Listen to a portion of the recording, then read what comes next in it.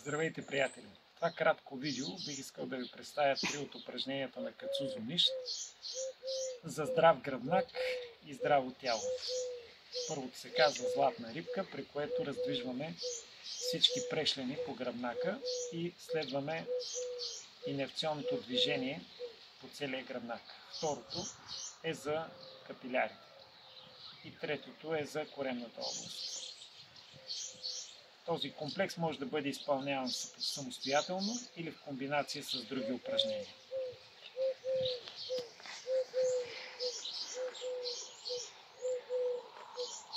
Започваме с въртене на главата и получаваме къмшичен удар към краката.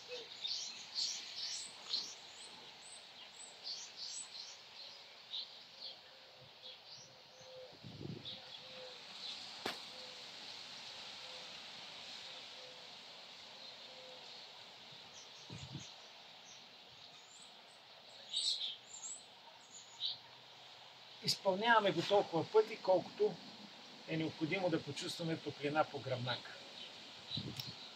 След това преминаваме към упражнението за капилярите, при което имаме едно вибриране на крайниците, до степен, в която пак да почувстваме топлина във върха на пръстите, на ръцете и краката.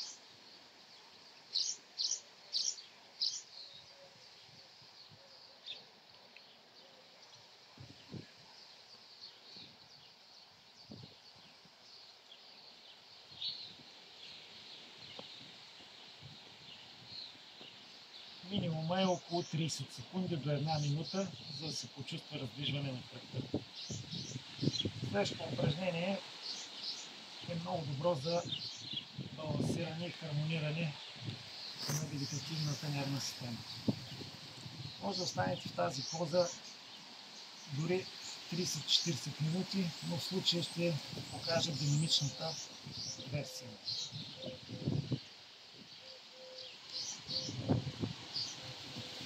Стремим се към 50-60 повторения, за да имаме максимален ефект. В началото могат да се правят и на серии от по 10, 20 или 30. В зависимост от вашата физическа форма. Желателно е кръста да е плътно прилепнал и да сте върху гумирана постелка за йога, пилатес или гимнастика. Може да останете няколко минути в тази поза и така приключваме този модул на Кацузо Мишт.